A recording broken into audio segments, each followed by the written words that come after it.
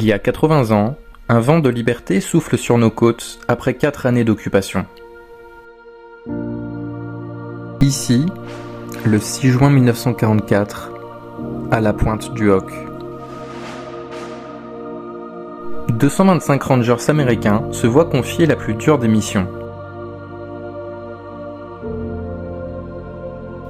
Celle d'escalader des falaises de 30 mètres de haut pour détruire des canons d'artillerie pouvant cibler les navires de débarquement.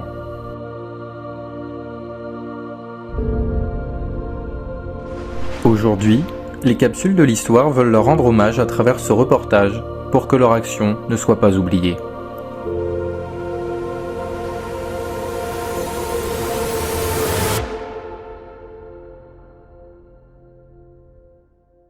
Mais revenons dans un premier temps au contexte historique. En 1944, une bonne partie de l'Europe reste occupée par l'Allemagne nazie. Après la reconquête de l'Afrique du Nord et la libération du sud de l'Italie, les Alliés se préparent à une opération hors du commun, celle du débarquement en Europe de l'Ouest. L'état-major allié décide qu'il aura lieu en Normandie début juin 1944. Les Allemands, de leur côté, continuent à fortifier le mur de l'Atlantique, avant d'éviter que ce nouveau front s'ouvre à l'Ouest. Pour les Alliés, l'enjeu est de taille et le succès de l'opération ne pourra être remis en cause. Ils n'ont d'autre choix que de réussir. Les Allemands disposent de 5 grosses batteries côtières pour refouler toute invasion. Les batteries de Crisbeck, d'Asville, de la Pointe du Hoc, de Longues-sur-Mer et celle de Merville. Il est impératif pour les Alliés de neutraliser ces batteries avant que leurs soldats ne posent pied à terre. Pour cela, les Alliés vont cibler ces batteries d'artillerie. Entre les plages d'Utah et d'Omaha, on retrouve la batterie côtière de la Pointe du Hoc. Le 2e bataillon de Rangers du lieutenant-colonel Ruder devait s'emparer des canons de 155 mm qui menaçaient Omaha Beach. La batterie allemande s'était déplacée à l'intérieur des terres. Elle fut détruite au prix de 65% de pertes chez les Rangers. Les soldats alliés doivent débarquer sur 5 plages dont les codes sont Utah et Omaha pour les Américains, Gold pour les Anglais, Juno pour les Canadiens et Sword pour les Anglais, accompagnés de 177 Français du commando Kiefer. Face aux 40 000 soldats allemands, ce sont 23 250 soldats américains qui débarquent à Utah Beach, 34 000 à Omaha, 24 970 Anglais à Gold Beach, 21 400 Canadiens à Juno Beach, 28 845 Anglo-Français à Sword Beach, sans oublier les 23 400 parachutistes.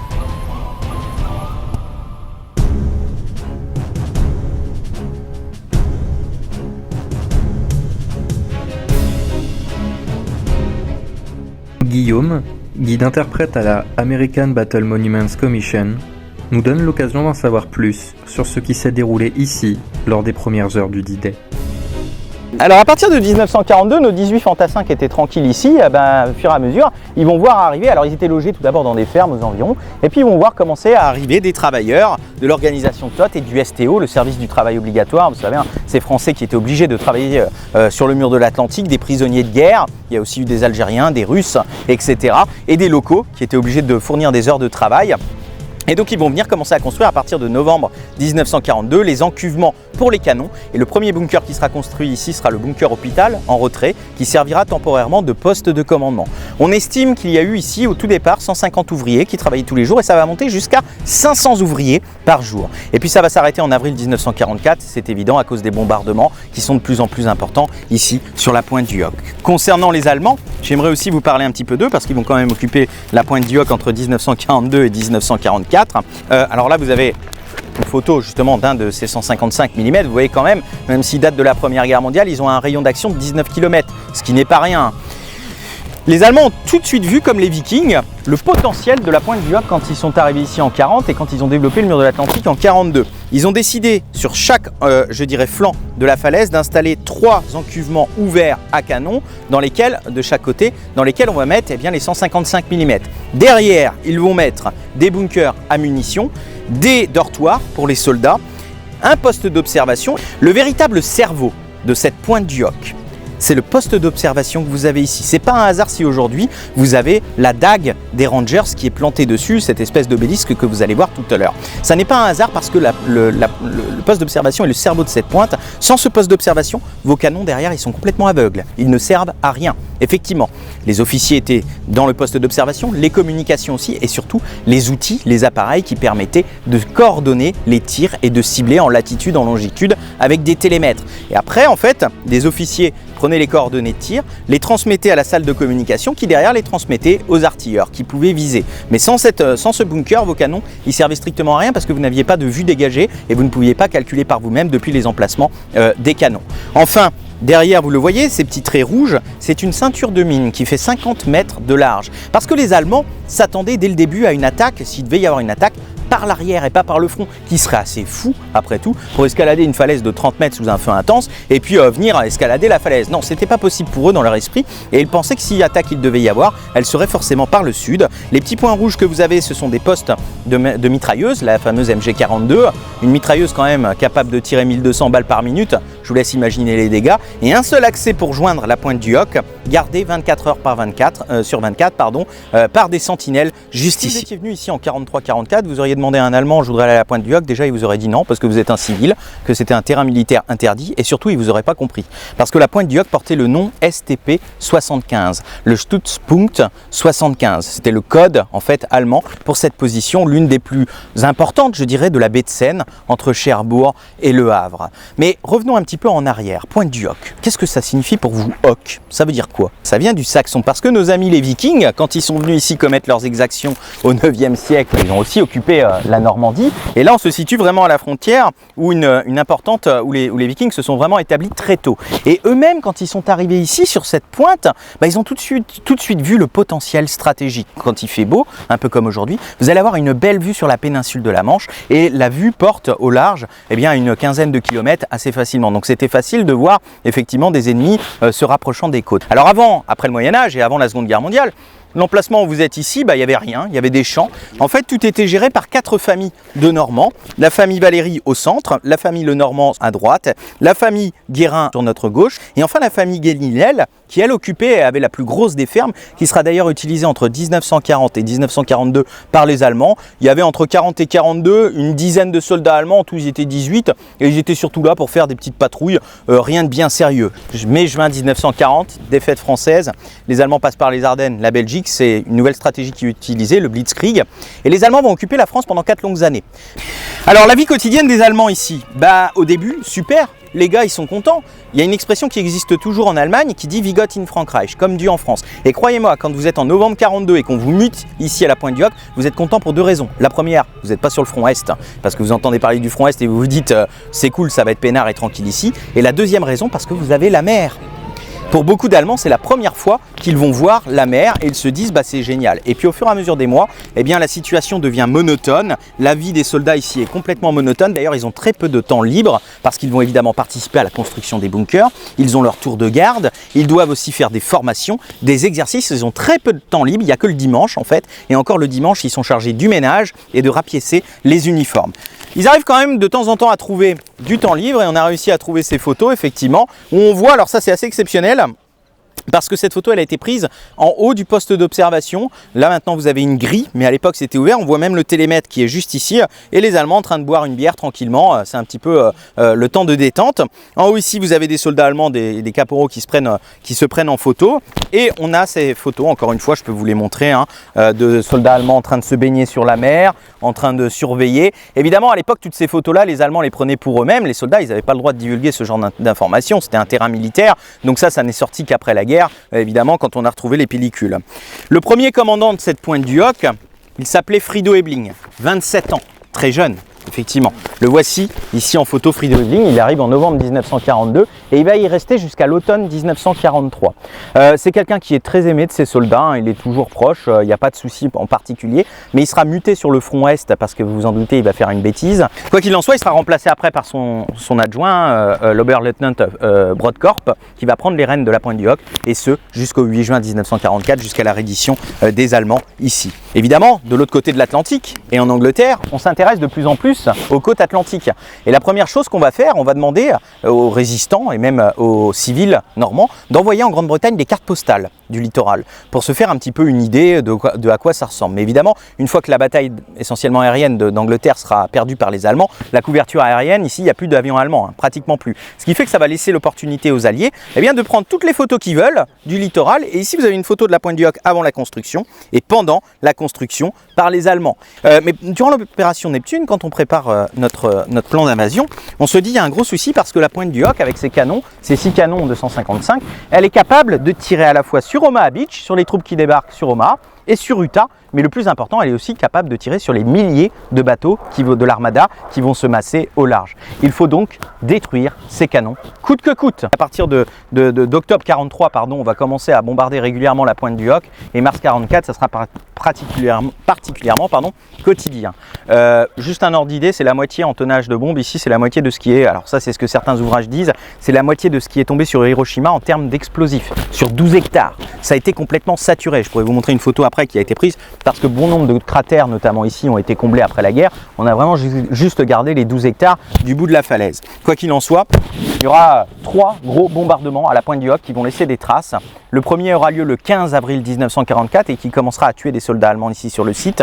Le deuxième, et c'est la photo que vous avez ici, le 25 avril. On voit ici d'ailleurs la fumée qui se dégage des bombardements. Et le troisième, le 22 mai 1944, après continuer au moment du débarquement.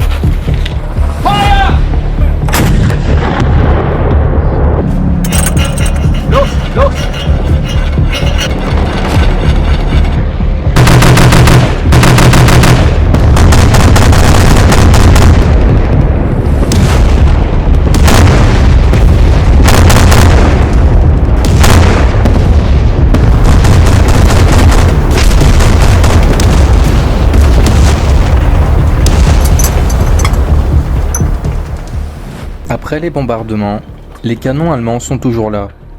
Dans la nuit du 25 au 26 avril, les Allemands décident de replier à plus d'1 kilomètre les 5 canons restants dans les bocages. Pour donner le change, des poteaux télégraphiques furent installés dans les défenses. Les Alliés décident donc de mobiliser les Rangers, ces soldats surentraînés, pour prendre la pointe du Hoc afin de finir le travail. Leur mission, détruire ces canons qui menacent la plage d'Omaha. Pour l'opération des Rangers, les Alliés vont créer 3 task force. La première, la Task Force A, avec les compagnies D, E et F, composées de 225 hommes, sont supposés prendre la pointe du Hoc. La Task Force B, composée de la compagnie C du 2e bataillon, devait prendre la pointe de la Percée, l'autre falaise à côté, où il y avait un radar allemand peu défendu. Enfin, la Task Force C, composée de tout le 5e bataillon et des compagnies A et B du 2e bataillon, doivent attendre jusqu'à 7 h du matin. Ils pouvaient renforcer les Rangers de la pointe du Hoc ou les vagues d'assaut sur Omaha. La Task Force A a pour mission de prendre les canons et bloquer la route au sud pour empêcher les renforts allemands d'atteindre Omaha. L'objectif initial était d'attaquer les 2 flancs de la falaise. Des petites escouades sont formées avec des petits objectifs. Le 6 juin, dès 4 h du matin, les troupes vont subir le mal de mer. De 5 h 50 à 6 h 25, les bombardements alliés vont se poursuivre sur la pointe du Hoc, par air et par mer. Après d'intenses bombardements, le 6 juin, à 5 h 55 et durant 30 minutes, les cuirassés USS Texas, USS Arkansas, USS Satterlee et le HMS Taliban ouvrent le feu à près de 17 km de la pointe. Près de 600 obus atteignent la batterie. 7 h 10. Les 225 Rangers du 2e bataillon débarquent enfin sur la grève de la pointe et commencent leur ascension de la falaise, qui est escarpée et friable. Ils devront traverser 45 mètres de plage en supportant le poids de leur équipement.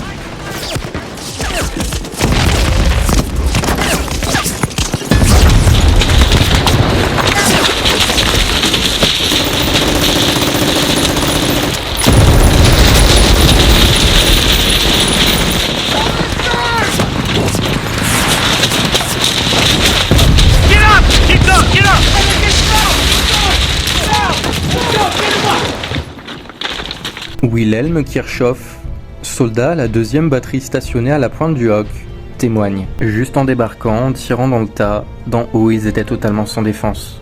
J'ai seulement tiré avec mon MG. Je n'en ai pas atteint en visant directement, mais au hasard.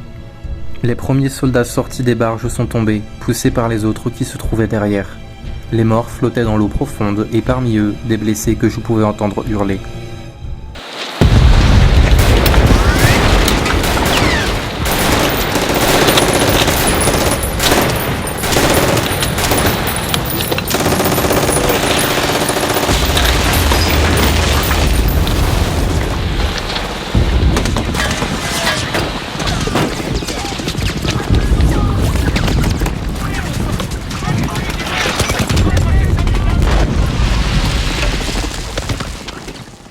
Très peu de grappins vont s'accrocher, car les cordes étaient mouillées.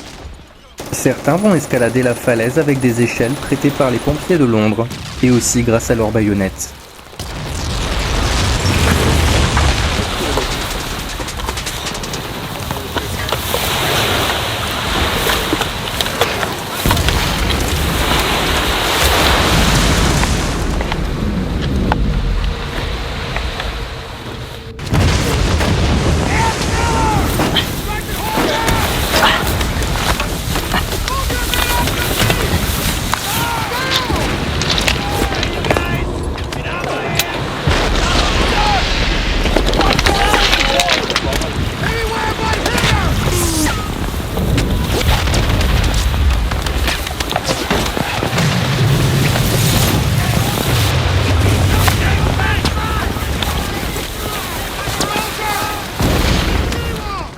Il est 7h45 et c'est en moins de 15 minutes que les Rangers ont escaladé la pointe du Hoc. Le colonel Ruder vient d'installer son état-major sur les hauteurs, dans un trou d'obus près de la falaise. Grosse désillusion en arrivant au sommet. Aucun canon n'est visible dans les cuves. L'avantage de ce terrain est qu'il peut permettre aux Rangers de s'abriter dans les trous d'obus. 4 groupes se formèrent. Le groupe de la compagnie E, en charge de prendre le canon numéro 3 et le poste d'observation, devait rester sur la position défensive de la pointe. Les canons 4, 5 et 6 sur le flanc droit étaient les objectifs de la compagnie B. Après ces objectifs atteints, les Rangers devaient se retrouver au sud, près de la route côtière, pour empêcher toute contre-attaque.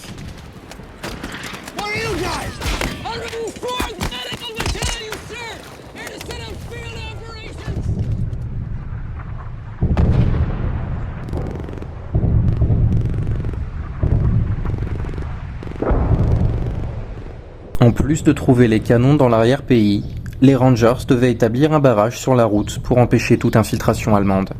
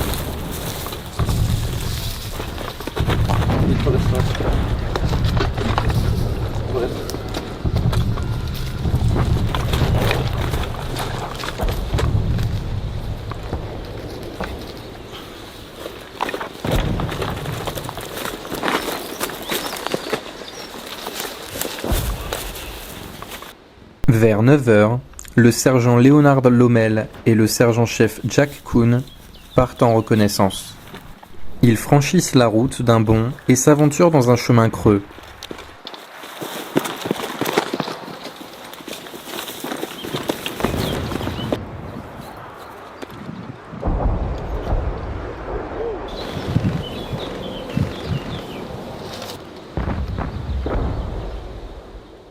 Ils aperçoivent enfin les 5 canons restants derrière une haie. Ils ne voient aucun soldat allemand autour.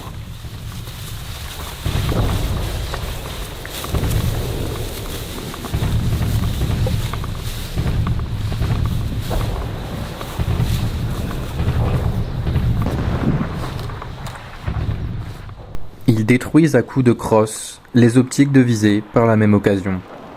Ils décident d'utiliser des grenades thermites qui n'explosent pas, mais chauffent les canons pour rendre inopérable leur système de visée.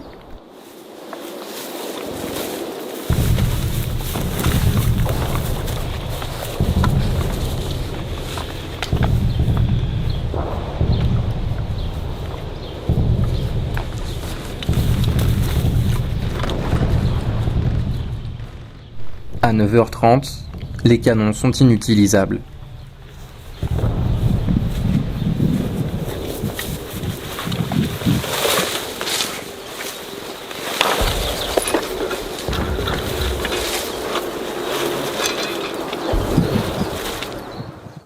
Le bilan est très lourd.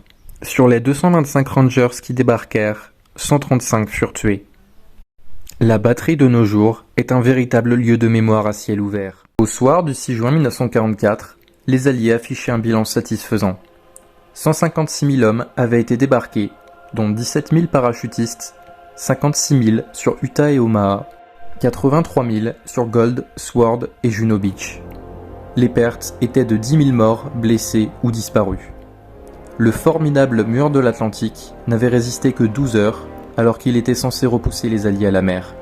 Pour prendre du recul sur ce succès, on peut mettre le débarquement de Normandie en perspective avec les offensives de la Première Guerre mondiale. On constate qu'une grande surface a été conquise au prix de peu de pertes, comparé aux 57 470 tués, blessés, disparus ou prisonniers au premier jour de la bataille de la Somme, le 1er juillet 1916, qui fut un échec pour les Britanniques. Eh bien, merci beaucoup Guillaume pour cette visite guidée qui était passionnante, très enrichissante. Comme j'aime le faire à chaque fois en fin de vidéo, c'est un message d'espoir, un message pour les jeunes générations, une bouteille à la mer que vous pourriez transmettre aux personnes qui viendraient écouter ce reportage et puis pour venir également sur ce site. Oui, bien, tout d'abord, la Pointe du Hoc reste un des sites emblématiques de ce débarquement en Normandie. Ça me fait énormément plaisir de voir de jeunes gens qui s'intéressent à la bataille de la Pointe du Hoc entre le 6 et le 8 juin 1944. Et j'espère que quand elles viennent, ces personnes, elles viennent en gardant à l'esprit que ce sont de jeunes personnes aussi qui sont venues, il y a plus de 70 ans maintenant, ici, se battre. Ils ne savaient pas forcément où ils allaient se battre quand ils se sont engagés à l'armée, mais ils ont participé au fait qu'aujourd'hui nous soyons libres de faire ce que nous voulons, d'aller où nous voulons également, et rien que pour ça, de rendre hommage à cette jeune génération que les Américains appellent aujourd'hui The Greatest Generation. Et n'hésitez pas à venir découvrir cette Pointe du Hoc qui est riche en histoire et en mémoire, et un lieu qui est resté intact par rapport à ce qui s'était passé le 6 juin 1944. A bientôt sur la chaîne Les Capsules d'Histoire et au plaisir.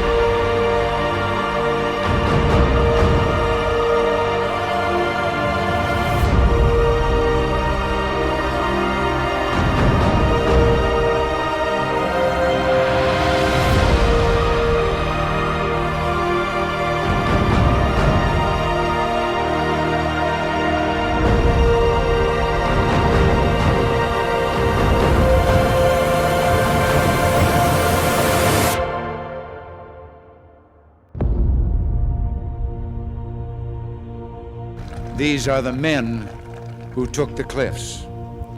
These are the champions who helped free a continent. These are the heroes who helped end a war.